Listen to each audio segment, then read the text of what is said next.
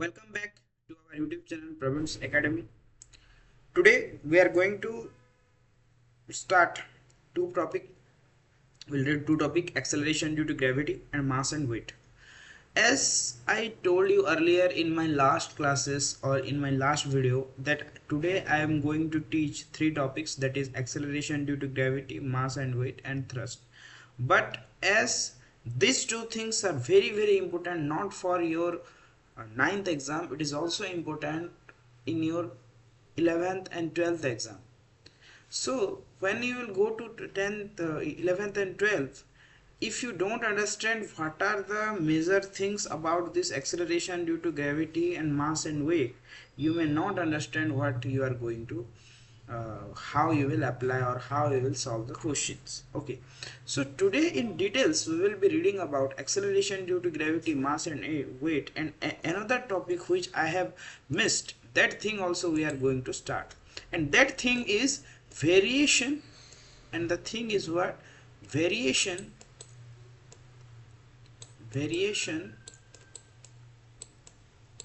with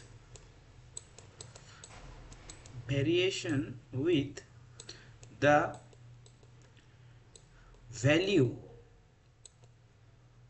of g.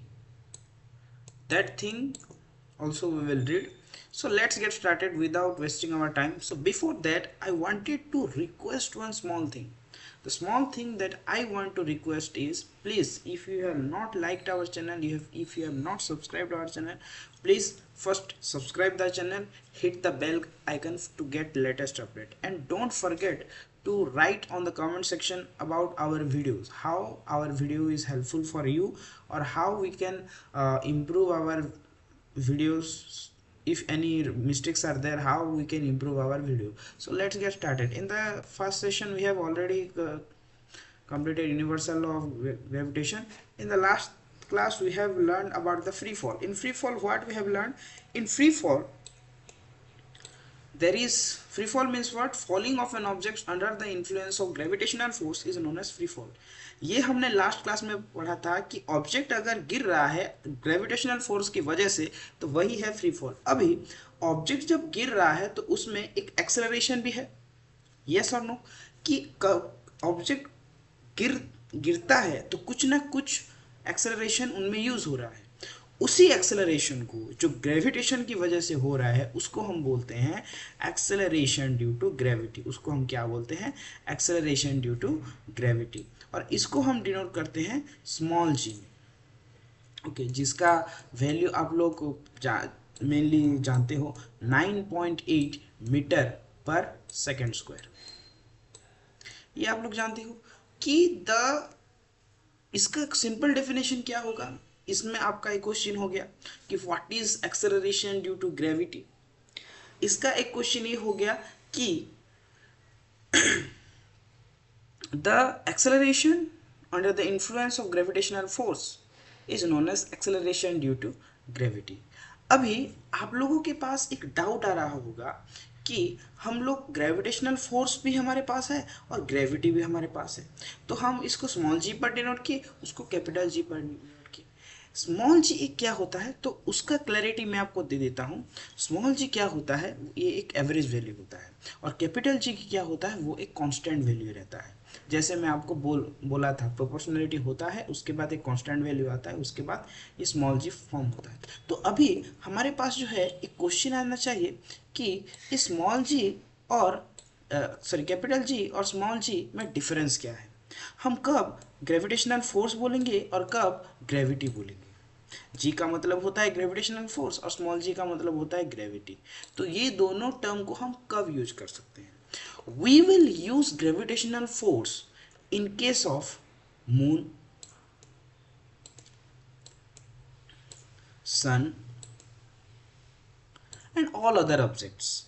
But whenever we are talking about the gravitational force in the earth, अर्थ के related हम gravitation के बारे में बात कर रहे हैं, या अर्थ के अंदर जो भी ग्रेविटेशन हो रहा है या अर्थ के सरफेस पर जो भी ग्रेविटेशन हो रहा है, the gravitation due to earth will be known as gravity.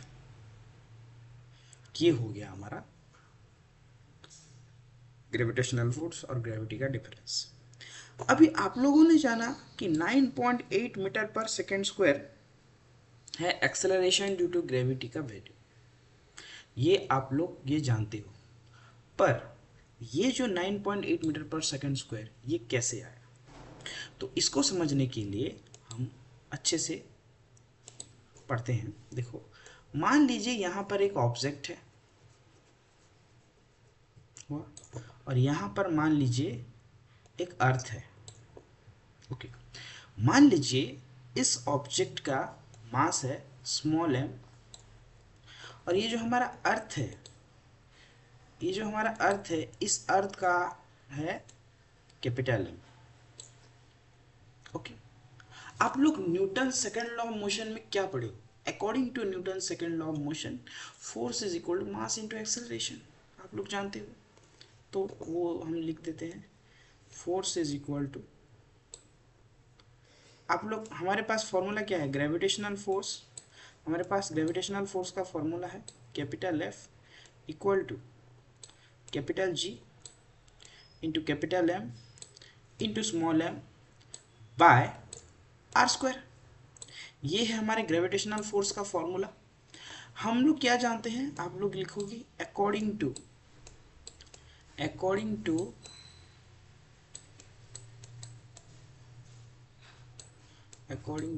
देखिए, लिखने के टाइम मेरा थोड़ा इधर उधर हो जा रहा है क्योंकि मैं अभी तक पेन टैब यूज़ नहीं कर रहा हूँ।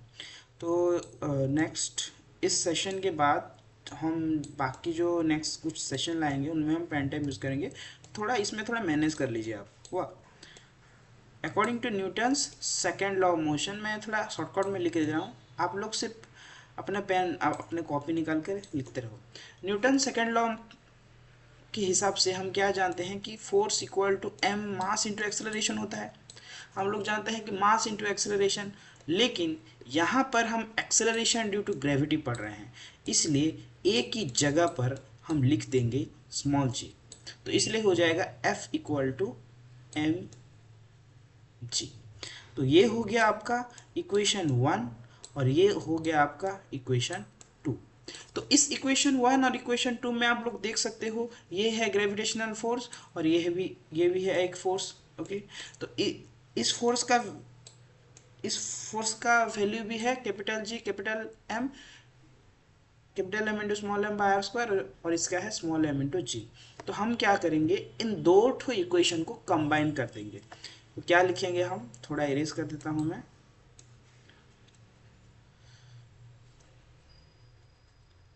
अगर हम इरेज कर देंगे तो हम लिख सकते हैं यहाँ पर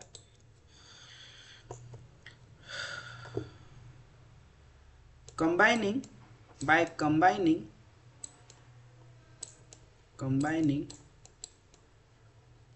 equation 1 and 2। अगर हम इक्वेशन 1 और 2 को कंबाइन करें, देखो मैं जो कुछ भी बोल रहा हूँ वो स्टेप बाय स्टेप सुनो, और जो मैं लिख रहा हूँ वो देखो, क्योंकि जो लिख रहा हूँ वो थोड़ा अच्छे से समझ में नहीं आ रहा है क्योंकि मैं माउस में लिख रहा हूँ।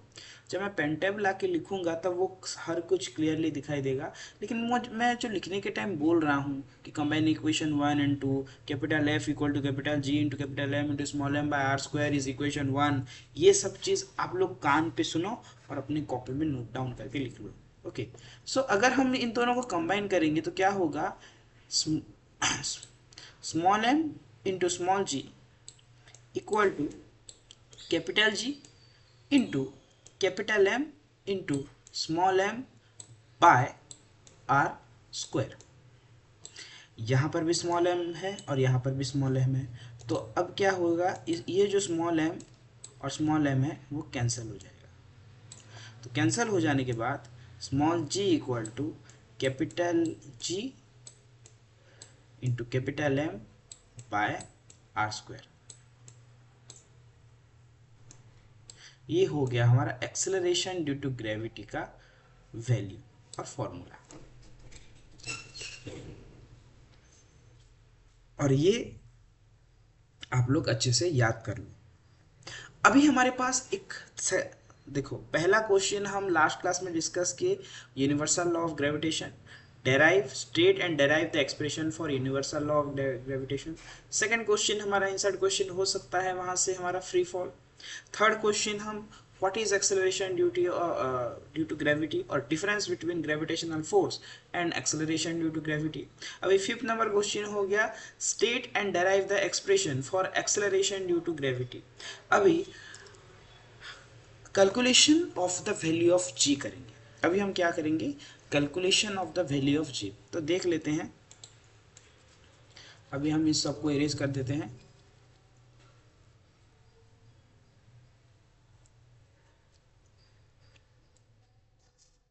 देखिए आप लोगों को एक चीज मैं बता देता हूं कि मैं आपके लिए बहुत ही मेहनत करके एक ही वीडियो बना रहा हूं. तो प्लीज आप चैनल को सब्सक्राइब तो करेंगे, उसके साथ साथ आप अपने दोस्तों को भी शेयर कीजिए.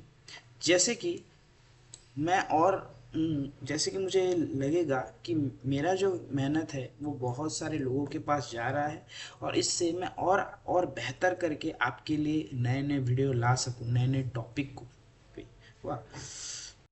हम क्या जानते हैं, हम जानते हैं कि एक्सेलरेशन ड्यू टू ग्रेविटी क्या होता है, small G equal to capital G into capital M by R square. जहाँ पर कैपिटल जी होता है ग्रेविटेशनल कांस्टेंट, ये हम लोग जानते हैं कि इसका वैल्यू क्या होता है 6.67 इंटू 10⁻⁻11 न्यूटन मीटर स्क्वायर पर केजी स्क्वायर. ये होता है कैपिटल जी का वैल्यू. उसके बाद होता है mass of earth. Mass of earth कितना होता है 6.4 इंटू 10⁻24 kg. ये होता है मास ऑफ अर्थ. आप लोग इसको याद कर लो. ओके. देन आर होगा हमारा radius of the earth. R is what, radius of the earth. तो अगर हम इस रेडियस ऑफ द अर्थ कितना होता है 6400, ये होता है रेडियस ऑफ द अर्थ.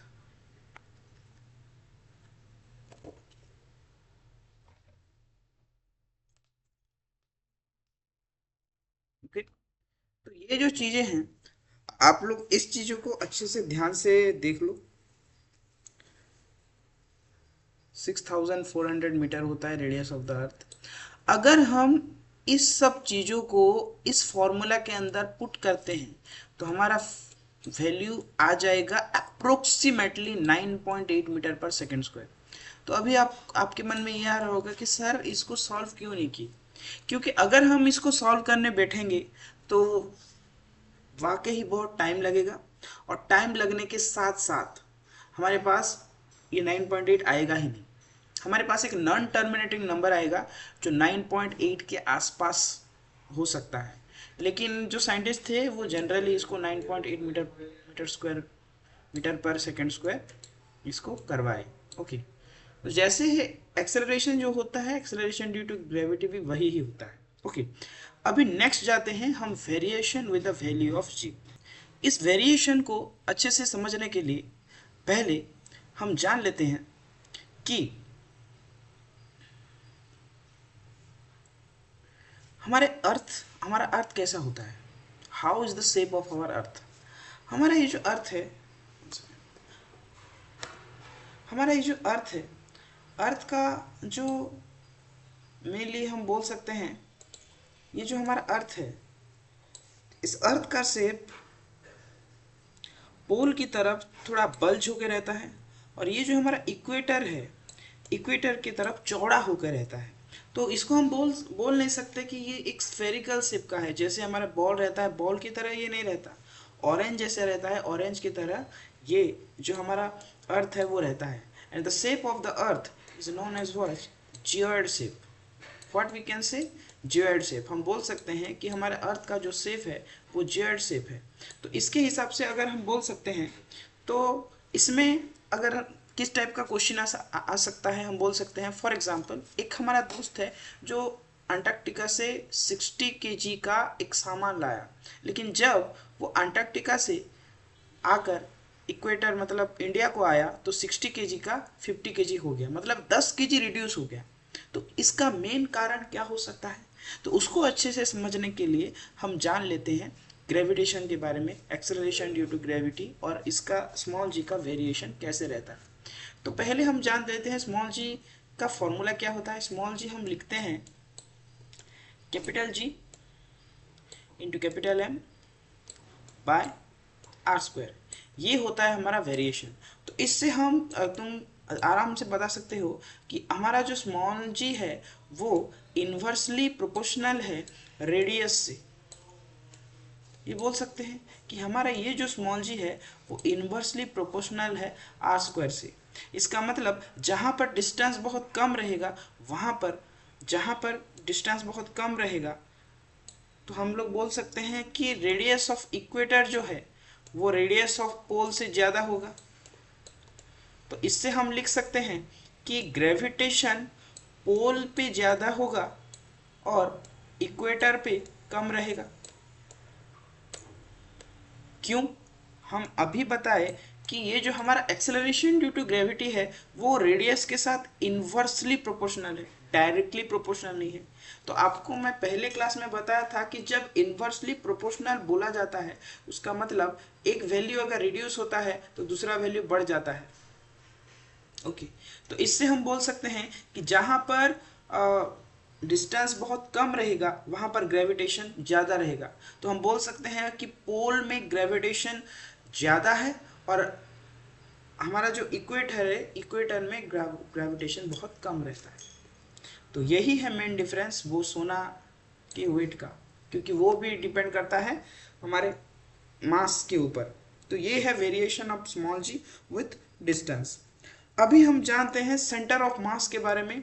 तो ये मान लीजिए हमारा अर्थ है, ये है हमारा सेंटर, यहाँ पर जो स्मॉल जी है इसका वैल्यू कितना रहेगा, स्मॉल जी इसका वैल्यू कितना रहेगा। इस वैल्यू को जानने के लिए पहले हम जानते हैं नेट फोर्स के बारे में। नेट फोर्स मतलब क्या होता है, मान लीजिए यहाँ पर एक टेबल है, आप लोग force and laws of motion पर नेट फोर्स के बारे में पढ़े होंगे। मान लीजिए यहाँ पर एक टेबल है, इस टेबल में ये जो हमारा टेबल है इस टेबल में अगर हम कुछ फोर्स अप्लाई किए, मान लीजिए यहाँ पर भी 20 न्यूटन का फोर्स अप्लाई हुआ और इसके ओपोजिट में भी जो फोर्स हम अप्लाई किए यहाँ पर भी 20 न्यूटन का फोर्स अप्लाई हुआ। तो जहाँ पर सेम अमाउंट ऑफ फोर्स जब अप्लाई होता है, नेट फोर्स मतलब क्या है, फोर्स जो अप्लाई होगा वो माइनस किया जाएगा, force applied in both the direction.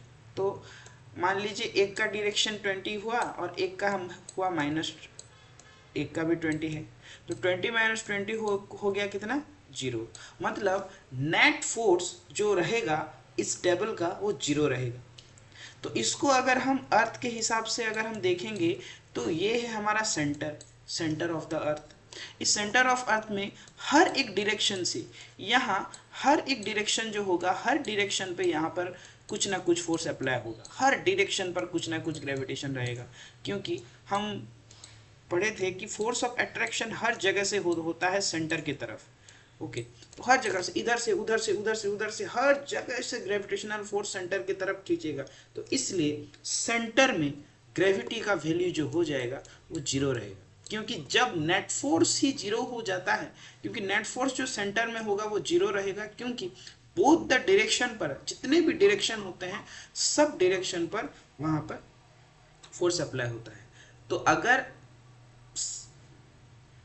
Opposite direction या अपने तरफ का जो डायरेक्शन है हर डायरेक्शन से इक्वल अमाउंट ऑफ फोर्स अगर अप्लाई होगा तो उस कंडीशन में नेट फोर्स 0 हो जाएगा। अभी हम बात करते हैं मास एंड वेट के बारे में। जब हम मास एंड वेट के बारे में डिस्कस करें तो मास क्या होता है, वेट क्या होता है। हम सब समझते हैं कि जो मास होता है वो अलग होता है और वेट होता है वो अलग होता है। लेकिन साइंटिफिकली अगर हम मास एंड वेट के बारे में अच्छे से समझने के लिए कोशिश करें ना तो वो थोड़ा अलग रहेगा। तो क्या अलग रहेगा देख लेते हैं। यहां पर क्या लिखा है, mass the actual amount of matter inside an object it remains constant everywhere in the universe. एक ऑब्जेक्ट है, ये है हमारा अर्थ, ये है हमारा मून। कि मान लीजिए ये कोई भी एक ऑब्जेक्ट है, इस ऑब्जेक्ट के अंदर कितना मैटर है वही होता है मास। वाह। अगर एक इंसान है, मतलब हम जो मेज़र करते हैं अभी, हम जो मेज़र करेंगे, मान लीजिए आप लोग एक आलू 1 किलो वेइंग मशीन में मेज़र करके आए और उसका आप लोग को मिला मान लो 2 kg आप लोग लाए, तो 2 kg जो है वो जो आप 2 kg मार्केट से लेके आए हो वही होगा आपका मास। इसको हम वेट नहीं बोलेंगे। वेट कब बोलेंगे, ग्रेविटेशनल फोर्स, अर्थ जो अट्रैक्ट कर रहा है, जो ग्रेविटेशनल फोर्स एक ऑब्जेक्ट के ऊपर है वही है उसका ग्रेविटेशनल फोर्स, और उसको हम वेट बोलेंगे। तो वेट एक फोर्स है और मास एक क्वांटिटी है। तो हम जो बोल रहे हैं कि हमारा वेट इतना है, वो 60 kg है, वो 40 kg है, वो मोटा है, वो पतला है, ये सब चीज़ वो सब मास है। वो साइंटिफिकली उसको वेट नहीं बोल सकते। वेट क्या है, वेट एक ग्रेविटेशनल फोर्स है। तो अभी आप लोग मुझे अभी ये बता सकते हो कि सर अगर हमारा मास है तो वेइंग मशीन को वेट मशीन क्यों बोलते हैं, वेइंग मशीन कैसे काम करता है। तो देखिए वेइंग मशीन कैसे होता है, आप लोग पहले देख लीजिए। ये है हमारा एक वेइंग मशीन हुआ। इस वेइंग मशीन में यहाँ पर एक मेजरिंग डिवाइस रहता है, यहाँ पर एक वेट सेंसर, मास का एक सेंसर रहता है। ये सेंसर क्या करता है, आप जब यहाँ पर ऐसे खड़े रहते हो, वाह, खड़े होते हो, तो वहाँ पर एक ग्रेविटेशन अप्लाई होता है। ग्रेविटेशन अप्लाई होने के बाद जो लोड सेंसर यहाँ पर लगा है इसको बोला जाता है load sensor. Okay, load sensor. ये जो ग्रेविटेशनल फोर्स आपके ऊपर जो अप्लाई हुआ, यही लोड सेंसर क्या करता है, वो लोड सेंसर वो चीज़ों को लोड करता है। लोड करके कितना ग्रेविटी फॉर्म हुआ वो आपको वेट के हिसाब से दिलाता है। अब ये वेट क्या है, वेट ग्रेविटेशनल फोर्स है आपको बोला। तो वेट का फॉर्मूला होता है W equal to small m into small g। अरे ये कैसे हो गया, हम तो जानते हैं कि वेट का मतलब मास होता है, तो वो mg क्यों हो गया। हाँ, यही है लॉजिक, यही है लॉजिक। तो ये फॉर्मूला कैसे आया, हम बोल सकते हैं कि weight is the gravitational force, मतलब वेट फोर्स के साथ इक्वल है, यस और नो, हम जानते हैं। तो ग्रेविटेशनल फोर्स जब हुआ तो ग्रेविटेशनल फोर्स का फॉर्मूला हम जानते हैं कि capital G into capital M into small m by R square, ये हम बोल सकते हैं। यहाँ पर कैपिटल G आर स्क्वायर और ये जो कैपिटल M हमारा है इसको हम लिख सकते हैं F equal to small g, लिख सकते हैं कि नहीं। और एक है हमारा M, तो इससे हम हमारा वेट बन गया क्या, small g, sorry M small, इसको हम बोल सकते हैं capital M sorry small m into small g। ये हो गया हमारा वेट। तो जब भी कोई चीज़ों का वेइंग मशीन पर वे होता है तो लोड सेंसर क्या करता है, पहले उस चीज़ों को का ग्रेविटेशनल फोर्स या ग्रेविटी को वो मेज़र करता है। मेज़र करने के बाद वो क्या करता है, वेट के फॉर्म में वो मास को वेट के फॉर्म में दिलाता है। कैसे करके दिलाता है, एक फॉर्मूला है small m equal to capital W by small g, इस हिसाब से वो देता है। तो ऐसे करके ही हमारा जो दुनिया में वेट फॉर्म हुआ है। तो आप लोग कभी भी वो कन्फ्यूजन में मत रहे कि मास और वेट सेम है। हम जब मैटर, एक ऑब्जेक्ट के अंदर कितना मैटर है उस चीज़ों के बारे में बात कर रहे हैं तो वही होगा मास। लेकिन एक ग्रेविटेशनल फोर्स के बारे में जब हम बात करते हैं वही हो जाता है उसका वेट। ओके, आज के लिए इतना ही। नेक्स्ट क्लास में हम वेट के बारे में डिस्कस करेंगे। वेट मतलब वेट ऑफ द मून के बारे में अच्छे से डिस्कस करेंगे।